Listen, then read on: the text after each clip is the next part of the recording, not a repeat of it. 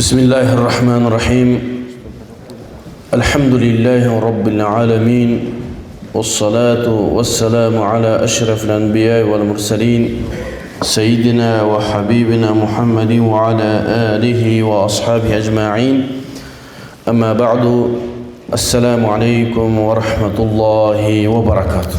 Hurmatlı Müslüman bir tuğanlar, hurmatlı ustazlar, damlalar, Allah Teala'nın barınızdan razı olsun. Sözümün başında ustazımız, ağamız, Ustaz Nematullah Acıga razılık bildiririz. Şu sizlerde bolğan nurdu, imandu imamlarımızga joluğuga şart düzüp bergen. Allah Teala işinizge iyilik versin, ömrünüzge bereke versin. İslam'a kılgan kızmatınızda Allah'ım eselep sevaplarını bergen bolsun. Hurmatlı damlalar, hurmatlı imam alımlar, bugün Nematullah damla bizge şunday sunuş berip kaldı, şunday Ceddeşleriniz menen şunday savab uyuşturup atабыз, vaktiniz bölüp gelip beriңiz dedi. Negizi sizlerge hizmet kılуу, sizlerge sabak ötүү, sizlerдің астыңыздарга келүү biz üçün şaraf. Hurmat, сый. Sizlerдің астыңыздарга чыгып, мынтип сабак айтуу өзү башка bir hurmat. Эми ушундай bir жоопкерчилик нерсе мага жүктөлгөн экен. Sizler menen mына 1-2 күн içinde şu кичине сабак кылабыз дедик. Анан бул жерде ошол бүгүнкү семинар ыйман жана билим өнүгүүнүн булагы. Чындыгында ыйман, илим болбосо өнүгүү болбойт ал жерде. Ал эми илим деген нерсе дайыма өнүгүп туруш керек, жаңыланып туруш керек. Себеби адамдардын жашоосу менен илим чогуу кетиши керек. Эгерде илимди biz bir mezgildеги bir kitapta окуп калып калсак, жашоо өзгөрүп атат, эл өзгөрүп атат, адамдар өзгөрүп атат, жаңы маселелер пайда болуп атат. Анда биздин имамдардын орду заманга туура келбей калат. Ошон үчүн илим дайым жаңыланып туруш керек, күчөтүлүп туруш керек, кайталанып туруш керек. Жана билим деңгээлди жогорулатуу үчүн мына ушундай семинарлар, отурумдар, чогулуштар, сабактар өтүп турушу керек. Каздамлага Алла разы болсун, мына ошол имамдардын илим деңгээлин көтөрүү максатында ушундай семинар уюштуруп атат. Бул мен билгенден биринчи башталып атат, андан кийин уланат Кудайым буйрса, ушу Жалал Абад областы боюнча. Эгер Аллах Таала мага мүмкүнчүлүк берсе, ошол кийинки сабактарда дагы ушу келип катышканга иншалла мен аракет кылам жана сөз берем Кудайым буйрса. Анан имамдардын билим деңгээлин жогорулатуу жана Ханафи мазхабы жана Матуриди акидасынын негизиндеги программа. Демек, имамдардын илим деңгээлин жогорулатуу деген нерсе мен силер сүйлөгөн, силер билген сөздү сүйлөбөйм. Демек, силердинге дагы бир нерсе жаңылыктарды айтуум керек. Себеби илим эгер бир эле сөз кайталана берсе, уга берсек, анда ал жаңылануу болбойт. Демек, бүгүнкү сабагыбызда жаңы бир нерсени сүйлөйбүз, жаңы нерселерди айтканга аракет кылабыз, түшүндүргөнгө аракет кылабыз. Эми сиздер иншалла илимдүү инсандар, элдердин астында жүрөсүңөр, силерде суроолор бар, көйгөйлөр бар, адамдардан болгон сунуштар бар, сын пикирлер бар. Мүмкүн бизге болгон сын пикирлер бар, бизге болгон туура эмес сөздөр, түшүнбөгөн сөздөр бар. Ошолордун бардыгын сабактан кийин ортого салып, чогуу чечкенге аракет кылабыз. Бүгүн сиздер менен бир маселе жөнүндө сүйлөшкөнгө бел байлап келдим. Мүмкүн ушул 2 күнгө, бүгүн эртеңкиге чейин ушул сабагыбыз улануусу мүмкүн. Себеби бул тереңирээк маселе, анан кеңири түшүндүргөнгө аракет кылабыз. Ошого бул сабак башка сабактардан айырмаланып, жанагындай дауи, мындай ыйлап деп сүйлөй турган сабак эмес. Бул илимий сабак. Илимий сабакта окуйбуз, түшүндүрөбүз, которуп беребиз. Ошондо уктап калмай жок, илимий сабакка келгенде бизде көбүнчө ошо уктап калуу нерсе дайым болуп келет. Ошого аракет кылалы. Бул жерден уккан сөздөрүбүздү кийин имамчылыгыбызда же болбосо кээ бир түшүнүксүз радикал Ханафи мазхабка туура келбеген адамдардын астында сиздерге курал болсун деген максатта ушул темадан сүйлөп атабыз. Биз иншалла саат 11ге чейин сүйлөткөнбүз анда. 11ден кийин суроо жооп боло турган болсо, андан кийин каздамла сиздер сүйлөйсүз, 12ге чейин. Аллах разы болсун. Анда бүгүнкү маселе Ханафи мазхабтагы эң негизги маселелерден. Элдин арасында кээ бир түшүнүп берилбей келген.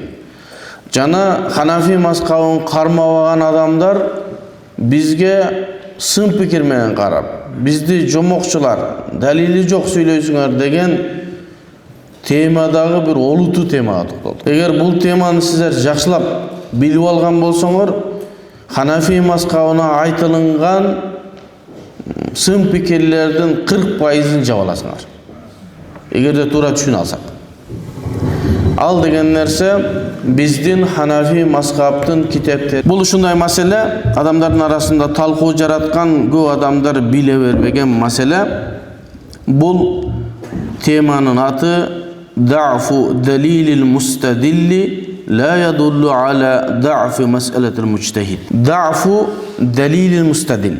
Биздин мынау Ханафи мазхабта бир канча китептер бар. Мына Хидая китеби турат, мына менин колумда. Бул Мухтасарул Викая китеби. Мухтасарул Викая китебинде бизге жалаң эрежелер гана жазылган. Болот, болбойт, сынат, сынбайт, бузулду, бузулбады деген. Бул Ханафи мазхабта эң муътамат китептер. Матин китептер деп айтылат. Матин китептер бул жерге кала Аллах, кала Расул деген жазылбайт. Бул жерге Аллах айтты, пайгамбар айтты десек, анда бул 50 томдук китеп болуп кетет. Бул китепти адамдар жатташ үчүн, Ханафи мазхабтын негизги эрежелерин билүү үчүн жазылган китеп. Ошого бул жерде айтылган ар бир эреже анын аркасында далилдер бар. Далили жок маселе сүйлөнбөйт. Болгону далилди биз биле албайбыз. Ал эми кээ биркилер мына окшогон биздин Ханафи мазхабтагы муътамат китептерди карап эле, бул жерде пайгамбарыбыздын хадиси, Аллах Тааланын аяты жок экен. Демек бул жөн эле Абу Ханифанын сөз экен деген түшүнүккө келип калат. Маселе андай эмес. Имам Абу Ханифа рахматуллахи алейхи бул табииндерден болуп, Куфадагы өзүнүн илим очогу болгон, Куфада илим алган инсан, илимин мин кибар табиин, чоң табииндерден илим алган. Ал Хаммад ибн Аби Сулайман, Ибрахим ан-Нахаи, Таус, Асвад, Алкамат ибн Кайс, аларды ортомчу менен ошого окшогон Куфадагы чоң табииндерден илим алган. Ал эми ал чоң табииндер сахабалардан илим алган. Биздин Ханафи мазхабтын башка мазхабтардан айырмасы, жана мазхаб кармабагандардан айырмасы, биздин мазхаб сахабалардын амалы менен сөзү бириктирип түзүлгөн эреже. Башкаларда мындай нерсе жок. Башкалар Пайгамбарыбыз саллаллаху алейхи ва саллям ан фулан, ан фулан, ан Аби Хурайрата радияллаху анху, анна набия саллаллаху алейхи ва саллям кал, паланчы айтты, түкүнчү айтты, анан Абу Хурайра айтты, анан Пайгамбарыбыз айтты деген хадисти окуп туруп, анан ушуну окуп, өзүнүн илими менен, акылы менен анан өкүм чыгарган. Ханафи мазхабта андай эмес. Ханафи мазхабта сахабалардын амалы каралган биринчи. Куфага келген сахабалар намазын кантип окуган, орозосун кантип туткан, айды кантип көргөн, фатваны кантип берген, аялдардын маселесин кантип чечкен, өзү намазды кантип окуган о сахабалар. Аны ошол Куфага келген сахабалар, Куфага келген элге илимди үйрөткөн анын шакирттери болот. Кайсы жерге бир алым келсе, анын дароо шакирттери болот. Эми ошол сахабанын шакирттери ошол Куфадагы чоң алымдар, табиилер болгон. Алар кимдер? Алкама, жана айткан Ибрахим Нахаи, Хаммад, Таус ошолор.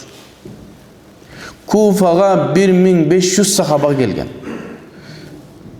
Эгер ислам тарыхын карап отурсаңар, Куфадан башка бир шаарга мынчалык көп сахаба барган эмес. Şamga bir sahaba, Yemen'e 2-3 sahaba. Alemi Kufa'ga, Irak'a 1500 sahaba var. Eğer de menin savağımdı YouTube'dan ya başka jaktan görüp atkan bolsoňor, men oşolardan izinen düşüp, başından ayak okutup, üretip YouTube'ga girgizip atam. Kança sahaba gelgen, her bir sahabanın ömür bayanın okup, ilim dengeli kanday bolgon, Paygambarыбыздан kançalık darajada ilim algan, Paygambarыбыздын janında kançalık жүрgön, anan Kufaga bargan. Jön ele ticaratçı, je bolsa jön ele bir karapayım sahabalar barganbı, je ilimdүү sahabalar barganbı. İlimdүү sahabalardın da darajalary var. Paygambarыбыздын janında köp жүрgөн sahabalar var, az жүрgön sahabalar var. Ошол Kufaga bargan sahabalardın izinen düşüp, her birinin ömür bayanын elderge aytып atam. Paygambarыбыздын janında kançalık жүрgön, Paygambarыбыздын ilimi kançalık algan. Demek, algan ilimin Kufaga barıp üretkön. Oşol Kufaga bargan 1500 sahaba Kufa elin bütünдөй Paygambarыбыздын hadisin ilimi menen sugarı oşol jerde ilimli bolgan. Em al sahabalar çoң meçitlerde sabak berilgen, çoң meçitlerde namaz okugan. Em oşol sahabalar kantip namaz okugan tabiinler özlerinin gözü menen görgөн. Şul bizde Hanefi mazhabtagı artыкçılık. Paygambarыбыз kolun kindiktin tügüne koyup okugandygın Kufaga gelgen sahabalar atkarıp, andan Hanefi mazhabı öğrenген. Bize gevrik adamlar aytat da koldu kindiktin astına koygonga dalil jok. Gelsen, dalildi süleşken adamga gelsen. Kantip Kufa ilimdin oçoğu bolup turgan mezgilde Abu Hanifa'ga hadis jetken emes. Al boyunca köp süйлödük biz. Em oşol gizege sahabalar kanday namaz okugan bolsa, Alqama ibn Qays an-Nakha'i oşol sahaba kanday namaz okuşu şonday namaz okugan. İbrahim Nakha'i paygambar sahabalar kanday namaz okuşu şonday namaz okugan. Tawus sahabalar kanday namaz okuşu şonday namaz okugan. Oşolorдун şakit Abu Hanifa. Bir sahaba mümkünbü? Paygambarыбыздын mezgilinde Paygambarыбыздын namazın görüşütü okup durup Kufaga gelgende başkaçarak namaz okuşu mümkünbü? Mümkün emas. Al sahabalar Paygambarыбыз bul dünyadan ötkönden keyin anan Kufaga gelişken. Demek al sahabalar Kufaga gelgen sahabalar Paygambarыбыздын akırkı amalı kanday bolgonun bilen. Oşon üçün men bir sözde aytып жүрөm da. Hanefi mazhab men şunu kança kitaplardan okudum, başka kitaplardan bir alımdan aytkan nukkan jokmун. Ba'dal istiqra deyt. Kitaplarda okuganda şul natijага geldim. Hanefi mazhabının amalı Paygambarыбыз sallallahu aleyhi ve sellem'den akırkı amalı olgan. Akırkı amalın görüp turun, sahabalar Paygambarыбызды bul dünyadan hoş aytışıp Rafiqil A'laga jinetkenden keyin oşol akırkı namazın Kufaga gelip okugan. Demek hazır sizler biz okuvatkan Hanefi mazhabtagı namaz Paygambarыбыз sallallahu aleyhi ve sellem namazın 100'den 100 şulay. Kepildik mini aytalım. Bolbosa sahabalarga biz bir gümön jaratışыбыз керек. Sahabalarga bir ta'an aytışыбыз керек bolat. Sebebi sahabalar Paygambarыбыздын namazın Kufaga gelip üretpey özlörünçe başalaman namaz yok. Sahabalar kanday ta'an koygonga hiç kimnin akısı yok. Sebebi sahabalar şunday insan bolgon, Allah Taala alardı şunday kılıp jaratkan, Paygambardın namazından başka namaz okugan emas. Paygambar kılbagan amaldan başka amalды kılgan emas. İbn Umar radıyallahu anhu Paygambardın ulu sahabası. Bir jerge barıp zara kılıp atkanын görgöndө janында şakittler aytkan ki İbn Umar emnege Mekke Medinaga kattaganda ilgeri tөө menен at menен kattaşkanda dayım uşul жерге токтойбуз да ушул жерге барып зара кыласыз. Dese aytkan eкен, men Paygambar sallallahu aleyhi ve sellem uşul жерге зара кылганын көрдүм деген. Эми Paygambardын ошондой амалдарын калтырбастан аткарган сахабалар намазын, орозосун, başka нерсесин başkaçarak kılıp Kufaga jetkiriş mümkün belе? Mümkün emas. Oşol sahabalardan tabiinler görüp namazın oğuzundan çıkan ilimini alıp, fatvasını alıp, çoğun sahabalar ilim algan. Oşol sahabalardan İmam Abu Hanife ilim alıp, bunu sahabalardan mezgilindeki, Paygambarımыздın mezgilindeki hadislerdi, ayatlardı, adamlara jеңил bolsun da ona ereje yazılgan. Oşo aytabız da Abu Hanifa rahmatullah aleyhi bul ereje nemeni жазганда, erежелерди жазганда bir үңкүргө кирип алып, жазып, эл жок жерге барып, анан кийин иттин мойнуна байлап Куфага жөнөтүү, анан эл Куфа эл алып, Абу Ханифа шундай жазыптыр да, бу акмак билбейт эле да, динде эми ошо үңкүрдү таап жазганы шундай экен да деген эмес да. Имам Абу Ханифа Куфадагы эң чоң мечиттин так башында отуруп, бүтүн элге фатвасын айтып, сабагын айтып берген инсан да. Эгер Абу Ханифа бир аз туура эмес болсо, ал Куфа деген ушундай илимдин очогу болгон, ал жерден бирөө чыгып айткан, Абу Ханифа могу хадисиң туура эмес болуп калды. Могу фатваң туура эмес болуп калды десе, Абу Ханифанын жообу дайым болгон. Муну паланча сахаба кылган, буну сахаба фатва берген деген өзүнүн далили болгондугу үчүн анан кийин ушул мезгилге чейин Ханафи мазхабы башка мазхабтардан үстөмдүк кылып келет. Эмнеси менен үстөмдүк кылып атат? Себеби жазган эрежесинин күчтүүлүгү менен ушундай үстөмдүк кылып. Эми имам Алкамат ибн Кайс радияллаху анху имам Абу Ханифанын устаздарынан. Абдуллах ибн Мас'уд Куфага келген эң илимдүү сахабалардын бирөөсү. Абдуллах ибн Мас'уд радияллаху анху Куфага келгенде элдер сураган экен. Я Абдулла, сен шунча жыл Куфа элинде сабак бердиң, элге үйрөттүң. Эми сенден кийин бизге илим калтыра турган ким? Дегенде ошол мезгилдеги аалымдардын санынын эсеби жок болчу дейт. Абдуллах ибн Мас'удтун өзүнөн гана илим алган. Ал жерге Али ибн Аби Талиб барган, Абдуллах ибн Мас'уд барган, Хузайфат ибн Яман барган, Салман аль-Фариси 1500 сахаба барган. Хатта айтылат, Абдуллах ибн Мас'уд радияллаху анху бул дүйнөдөн өтүп кеткенден кийин Али ибн Аби Талиб халифалыкты Мединадан Куфага көчүргөн, билесиңерби? Пайгамбарыбыздын мезгилинде ислам борбору Медина болгон. Абу Бакр, Умар, Усман, Али ибн Аби Талибтин мезгилинде халифалык Мединадан Куфага көчүрүлгөн. Эмнеге? Ар ким ар кандай сөздөрдү айтат. Бирок илимий тарыхый далилдер сахабалардын бардыгы дүйнөгө таркап кеткен, Мединеде эч ким алган эмес. Сахабалардын көбү Куфага кетип, Куфа эли ушундай илимдүү болуп кеткенден кийин халифалыкты Мединадан Куфага көчүргөн. Али ибн Аби Талиб Куфага келип, элди тосуп алайын деп атканда, элдер айткан экен, Амирул Муъминин Али ибн Аби Талиб Куфага келатат, тосуп чыккыла дегенде, Абдуллах ибн Мас'удтун шакирттери гана тосуп чыкканда, Саддал уфук дейт. Көзгө көрүнө турган жердин баарын тоскон дейт. Адамдын көптүгүнө, шакирттердин көптүгүнө. Анан Али ибн Аби Талиб радияллаху анхунун айткан сөзү бар. Малата хадигил карьята илма. Абдуллах ибн Мас'уд ошол мезгилде бул дүйнөдөн өтүп кеткен эле. Не деген? Эстеп Абдуллах ибн Мас'удду. Малата хадигил карьята илма. Бул шаарды илимге толтурган экенсиң азамат деген экен. Себеби ушунчалык адамдар көп келгенден, ошонун бардыгы Абдуллах ибн Мас'удтун шакирти. Ошолордун шакирттеринен чоңураак бир Алкамат ибн Кайс деген шакиртин жанагы Абдуллах ибн Мас'удтан сураган экен да, сенден кийин бизге ким дегенде, пайгамбарыбыздан эмне нерсени үйрөнгөн болсоң, Алкамат ибн Кайска бардыгын үйрөттүм деген экен. Ал Абу Ханифанын устазы. Демек, биздин Ханафи мазхабтагы чынжырча үзүлбөй келатат азыркы мезгилге чейин.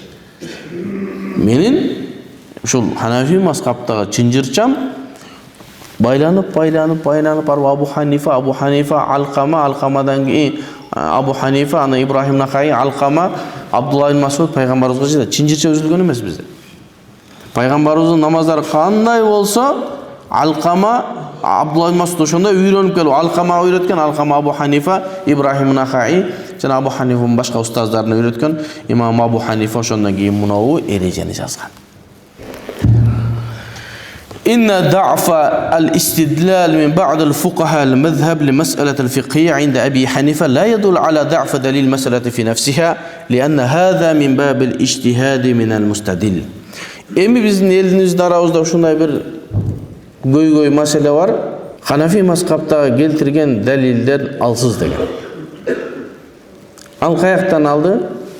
Андан кийин имам Абу Ханифа рахматуллахи алейхи эрежени түзүп атканда кайсы далилди, кайсыл аятты алганын айткан жок. Дароо бизге фатваны берди. Болот, болбойт, болот, болбойт. Себеби ал муштахид мутлак.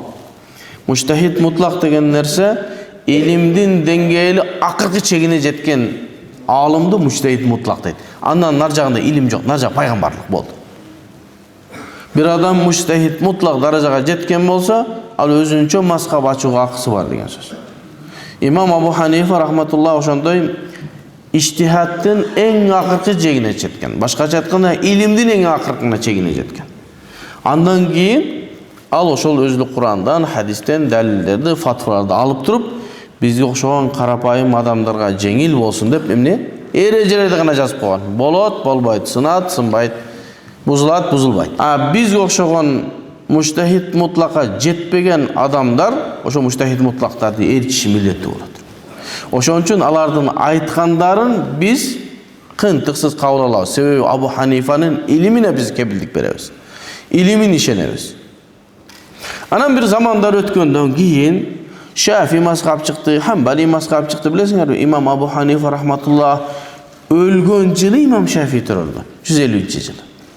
Абу Ханифа эрежени бүтүп, мазхабты неме кылып, эрежеге жазып, динди толук кылып туруп, эрежеге салгандан 150-жылы өлгөн жылы имам Шафи турулду.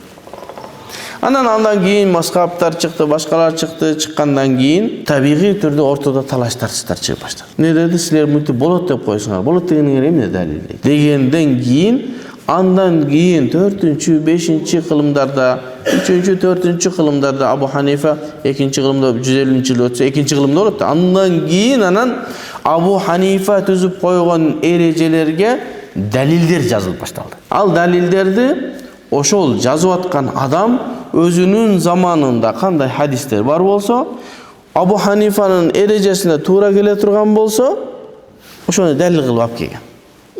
Мисалы үчүн, киндиктин астына колду коюу боюнча Абу Ханифа кайсыл хадиске, кайсыл фатвага таянганын биз билбейбиз.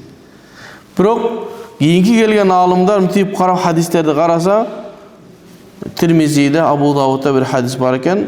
Себеби кабла тадвин ас-сунан. Абу Ханифалар хадистер топтолун жазылып элек мезгилде жашап өтүп кеткен.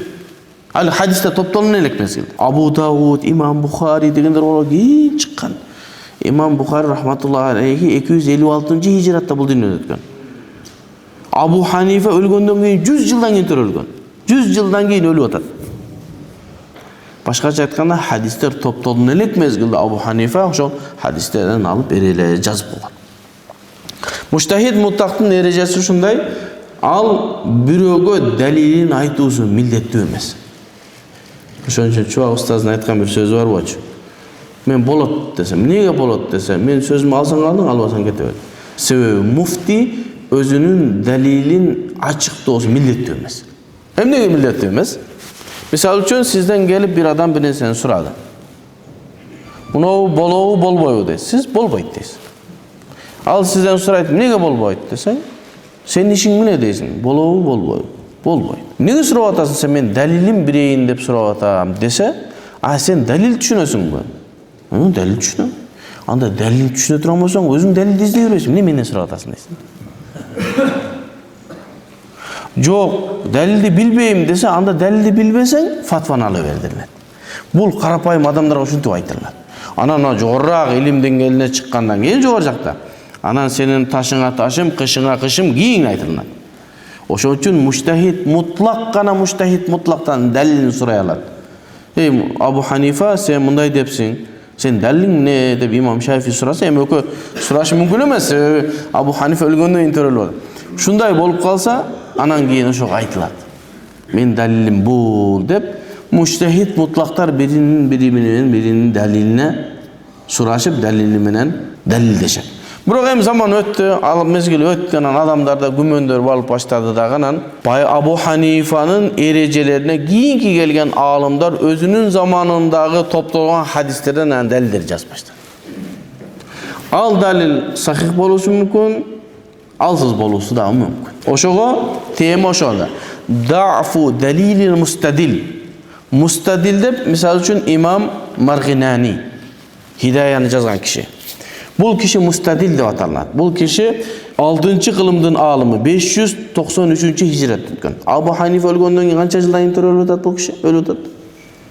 Бул Абу Ханифанын эрежесине далилдерди şu Hidayada жазып атканда, ошол 600-жылда 6-кылымда кандай хадистер бар болсо, Абу Ханифанын эрежесине туура келсе ошону жазган.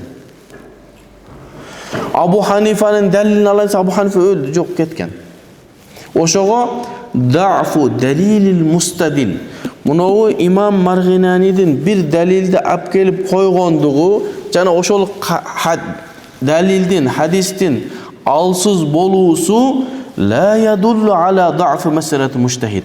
Ал Абу Ханифанын маселесинин алсыз болгонуна далат кылбайт. Кандай? Себеби Абу Ханифа мүмкүн ушул хадисти алган, мүмкүн башка хадисти алган. Адамдар мүмкүн кээбирки, мен дагы жүрүшүндө да айтабыз, кээбирки далилдер имам Абу Ханифанын мезгилинде ушу хадистер бар болгон, аны хадис риваят кылып аткан адам өлүп калган болду, hala хадис риваят кылбай калып кетет болду.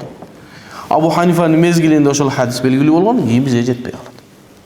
Ошондой болуусу мүмкүн. Мисалы, чоң устаздын hadis iliminde, fiqh iliminde, aqida iliminde şunçalık көп icazalары бар болчу. Icazа деген нерсе ар бир китептен, ошол китептен сабак берүүгө чинжирчасы бар болчу, уруксат, кагаз, печаты менен. Чуагажыдан алып калгандар алып калды.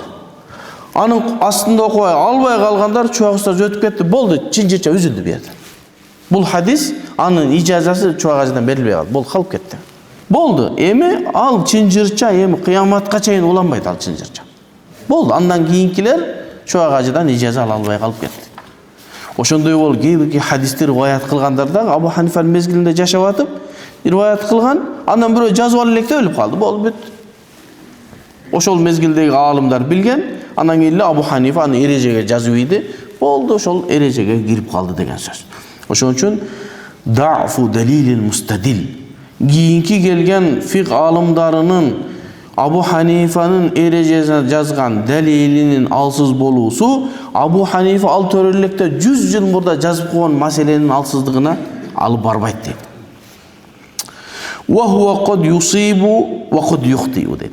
Ошол кийинки Абу Ханифанын эрежесине далил жазып аткан адамдар кээде туура болушу мүмкүн, кээде туура эмес болуп калышы мүмкүн. Далил алып келип атканда. ولا يشترط أن يكون ما قدمه من دليل هو عين الدليل الذي اعتمده أبو حنيفة رضي الله عنه. Андан кийинки келген алымдар далилдерди коюп аткандыгы ушул Абу Ханифанын далили болбой калышы да мүмкүн. Болгону маанилери окшош болуп калышы мүмкүн. Абу Ханифа башка нерсеге далил койгон болушу мүмкүн. Ал Mustadil же болбосо 5-6 кылымда жазып аткан китеп, ушу өзүнүн заманында кандай хадистер бар, шу хадистин мааниси Абу Ханифанын эрежесине окшош болуп калса, ушу хадисти алып келе берген. Сахих бу даиф айырмасы. Бал хува истидлалун минху бихасаб ма балагаху ва лахара лаху. Бул ошол мезгилдеги жазган аалымдын далили. Ага кандай далилге жетти, анын канчалык түшүндү, ошого жараша гана ал далилди жазып койду дейт. Fa in kana al-mustadillu qawiyyan fi ilm al-hadis, qawiya istidlaluhu. Эми ошол мезгилде Абу Ханифанын маселесине далилдерди алып келип аткан адам хадис жагынан илимдүү аалым болсо, анын далили күчтүүрөөк болот. Болбосо далил алсыз болуп калуусу мүмкүн. Wa in lam yakun kadhalika da'fa istidlaluhu. Эгер хадис илимден алсызак боло турган болсо, кийин далил алсызак болот. Анын үчүн жакшыраак издеш керек. Абу Ханифа болсо сахих хадистерге таянып эрежени жазып койгон. Ошон үчүн Абу Ханифанын эрежеси бар. Эмне деген? Эгер сахих хадис боло турган болсо, ала рас вал айн. Эгер бир сахих хадис келе турган болсо, биздин баш үстүбүзгө, көзүбүздүн сурмасы. Мен биринчи алып атканда Курандан далил алам деди Абу Ханифа. Экинчиси хадистен алам деди. Андан кийин ижмаътан алам деди. Ижма кайсы ижмаъсы? Сахабалардын ижмаы. Себеби ал табиин болуп атат да. Сахабалардын ижмаын алат. Сахабалардын ижмаынан кийин хадистерди далилге катарып алууда Абу Ханифа Хулафа Рашидиндин хадистерин башка сахабалардан жогору койгон. Эгерде бир сахаба бир хадисти болбойт деп риваят кылса, Хулафа Рашидин, Абу Бакр, Умар, Османдар болот деген риваятты кылса, ошолордукун алдын кылган. Эмнеге десе, Пайгамбарыбыз саллаллаху алейхи ва саллям "Хузу суннати, менин сүннөтүмдү алгыла, ва суннату хулафа Рашидин." Жана хулафа Рашидиндин сүннөттөрүн алгыла деген хадиске таянышты. Пайгамбарыбыз айтты, менин сүннөтүмдү алгыла, андан кийин хулафа Рашидин Абу Бакр, Умар, Усман, Али жана башка сахабалардыкын анан. Ошого Абу Ханифанын эрежесинде биринчи Куран алынат. Анан пайгамбарыбыздын хадиси алынат. Андан кийин ижма алынат. Ижма сахаба. Сахабалар бир маселеге ижма болгонду. Андан кийин хулафа Рашидин риваят кылган хадистерди же фатваларын алат. Андан кийин башка сахабалар. Анан кийин табииндерге келгенде эмне деди? Хумур риджалу нахнур риджал. Табииндерге келгенде биз барбыз, бирдей элебиз. Кааласам алам, кааласам албайм. Алар менен биз бир эле уребендебиз деди. Демек Абу Ханифа эрежени жазып атканда асмандан жазган эмес. Курандан жазган, хадистен жазган, сахаба ижмаатан жазган, андан кийин хулафа Рашидинин фатваларынан жазган, андан кийин сахабалар. Ал кайсы хадистер, кайсы аяттар экенин кээ билишибиз мүмкүн, кээ билбешибиз мүмкүн. Ал эрежени жазып койду.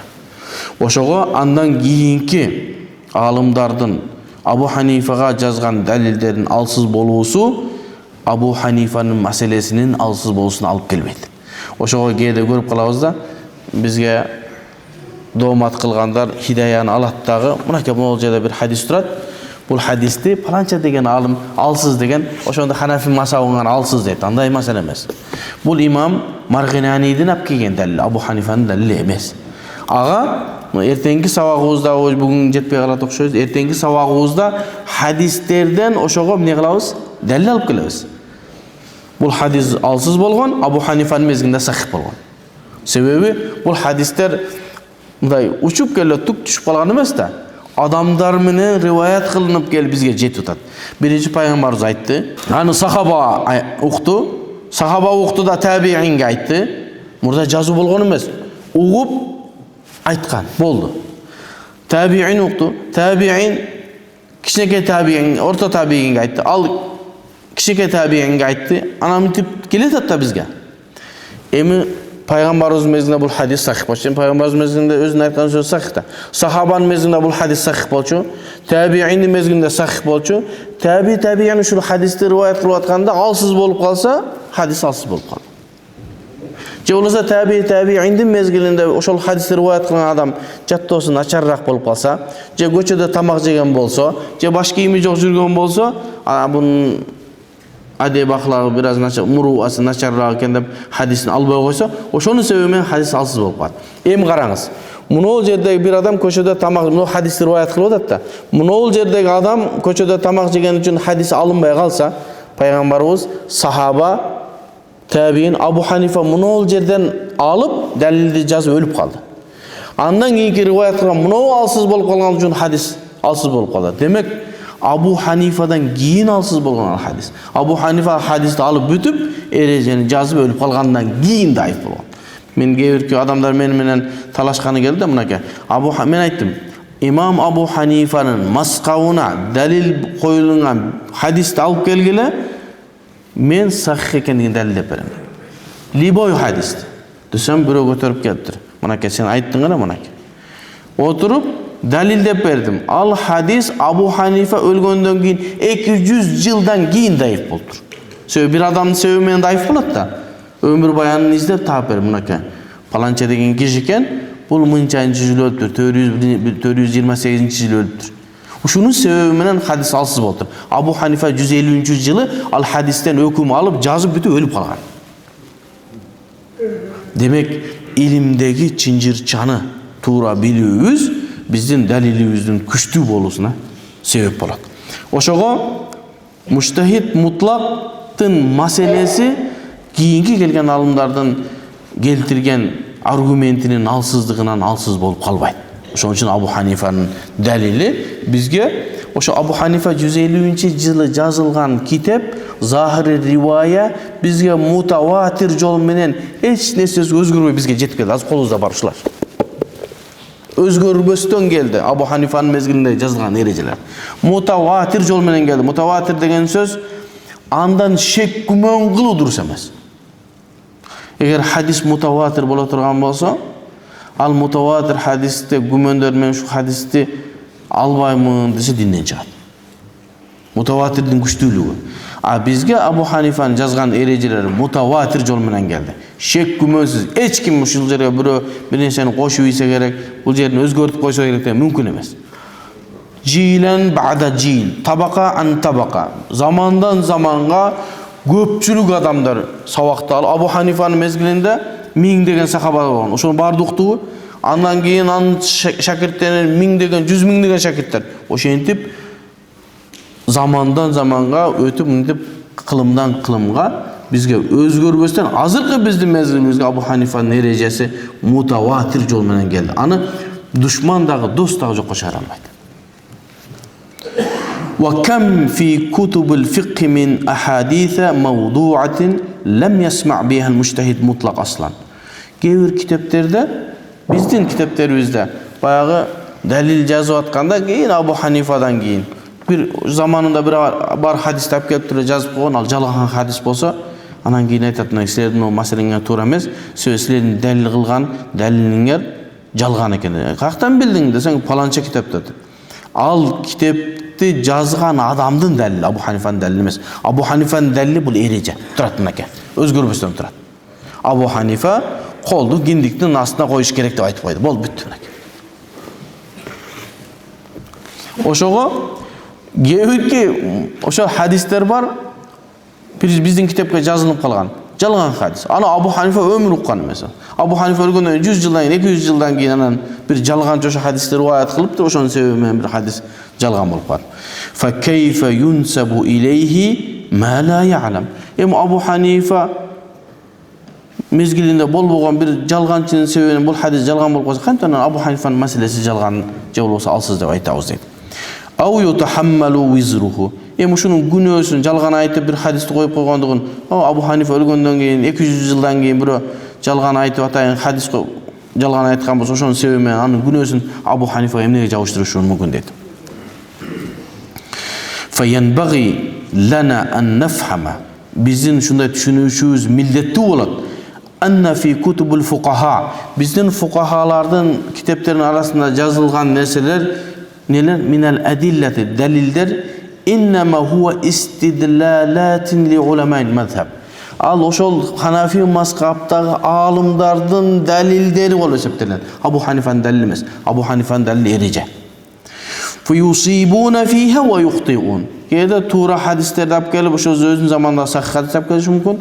Anan alsiz hadislardan kelib qolishi mumkin. Al o'sha kitobning neyisining problemasi.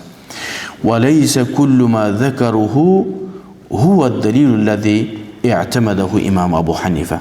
Keyingi kelgan olimlar bir o'zining zamonidan bir hadislardan dalil qilgan bo'lsa, al Abu Hanifa'nın dalili degandigi emas. Abu Hanifa'nın erejesini olaver. Abu Hanifa'nın erejeleri bizde yazılıp turadi. Hech qanday o'zgarmasdan. Bunday da misal uchun aytdi. Men daha bir misal keltireyinchi. Muhtasarul Viqayada bunday bir masala turadi-da, bunaka. Mahzuratul ihram deydi. Açık aytatam-da. Ihramdagi bizga tıyılıngan masalalar acılıqda. Birinchisi ne deptir? Ar-rafasa. Dalili yo'q, rafas deb qo'ydi. Rafas degan ne dese, ayoluna bunday bir muomala qilib, yaqinlik qilib. Dalil yo'q. Emi uşul kitapni bir şarh yazam deb tetdag'an az hadislarni izlaydi bir oyatni topadi, ha? Wala rafata wala fusuqa fil hajj degan oyatni o'qidi. O'qib to'g'ri kelib o'tadi, oyat topib dalil qilib qo'ydi. Bu mening dalilim. Abu Hanifa'nın erejesini men o'zim harakat qilib bir dalillab kelib qo'ydim. O'shonday bo'lib turib bir hadisni da olib kelib qo'yish mumkin-da. Al mening problemim bilan o'sha bir alsiz hadisni olib kelsam, anan Hanafi mazhabni alsiz ekan desin, al mening problemim var. Abu Hanifa'nın yazıp deyapti bu yoqda. Ikkinchi masala.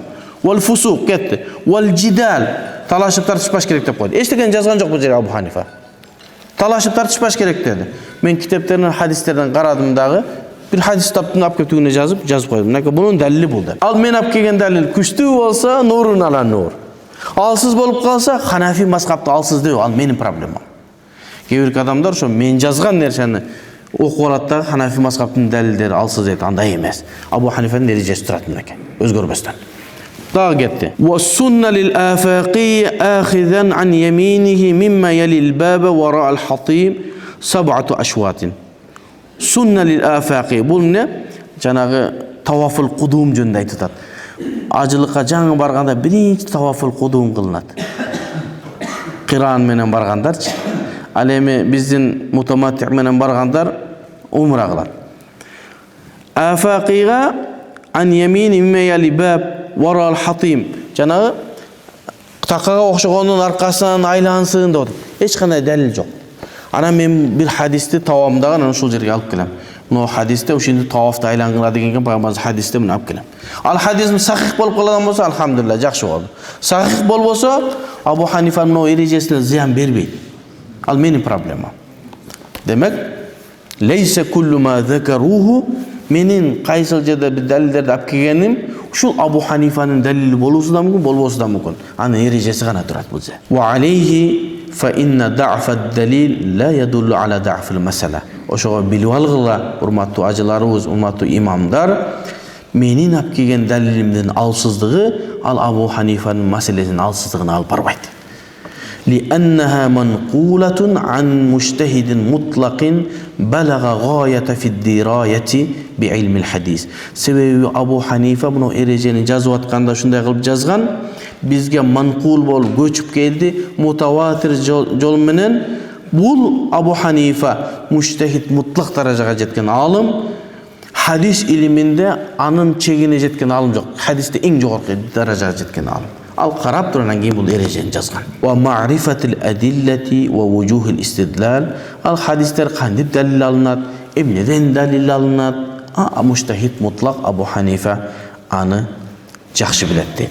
Qala rahimahullahu rahmatullahi alayhi Hindi al-Kirawani rahimahullahu ta'ala. Hindi Kirawani деген бир чоң алым бар, ал ушинтип айтат. Не дейт? Ал эмне деген китебинде fi fawaid fi ulum al-fiqh. Илим фиq илиминдеги пайдалар жана имам Абдул Фаттах Яфиидин Тамазхуб деген китебинде ушул алымдын сөзүн алып келет. Бул Ханафи алым. Эмне дейт? Янбагы биздин билүүбүз керек дейт. Ан ю'лама анна да'ф адиллатил муқаллидин. Ал эми Абу Ханифанын аркасынан ээрчип ошонун маскабына кызмат кылып аткандардын далилдеринин алсыздыгы ва уджубатихим алардын жооптору лейса далилан ала да'ф мазхабил имам. Имам Абу Ханифанын далилинин алсыздыгына алып барбайт. Лианнаху юмкину ан якуна залика лиқусур афхамил муқаллидин дейт. Себеби ал алсыз далилди алып кеп койгондугу мага окшогондордун бир илиминин аздыгынан болуп калуусу мүмкүн дейт. Абу Ханифан кандай болбойт дейт. Ва адаму усулихим иля кунхи каулихи имам фамахазихи. Абу Ханифа кайсыл жерден алганын билбей, кайсыга далил кылгандыгын билбестен туруп өзүнүн аракети менен далил кылгандыгы ал анын проблемасы Абу Ханифанын көйгөйү эмес дейт. Ушул жерден токтотолу, кийинки сабагыбызда атайын өзүнчө далилдерибиз бар. Мен көп нерсени айтайын дедим эле, себеби бизге убакыт чектелүү экен. Мүмкүн эртеңки сабагыбызда көбүрөөк убакыт боло турган болсо, иншалла мен калгандарын да айтып берүүгө аракет кылайын. Ва саллаллаху таала хайра халқи Мухаммад ва аля алихи ва асхаби ажмаин.